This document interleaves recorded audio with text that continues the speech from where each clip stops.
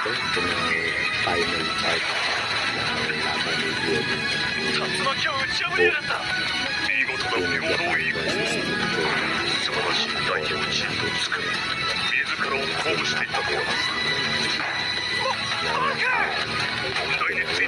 Dahil sa pagkatapos ng laban, nakikita nyo naman na dito si Goku dito sa Team Japan.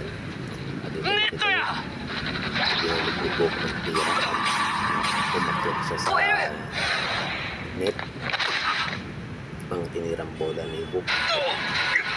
Bumagsak si Byodo. At pumunta sa kabilang side. Sa side ni Byodo. Bola. Umakyat sa net. Ano kaya ang mangyayari? Nakita niyo ba mga ka-Lord Master? Biglang nag-bounce ang bola sa pakita ni Byodo. Isang miracle ball.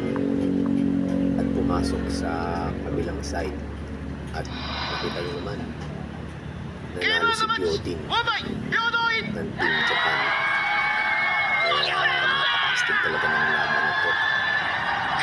Panalo si Byodo. Kaya Lord Master, dito nagwawakas ang ating vlog dito sa labanan ni Byodo versus Goku sa semifinals na Prince of Tennis U17 World Cup. Magtagan na ulit tayo sa finals.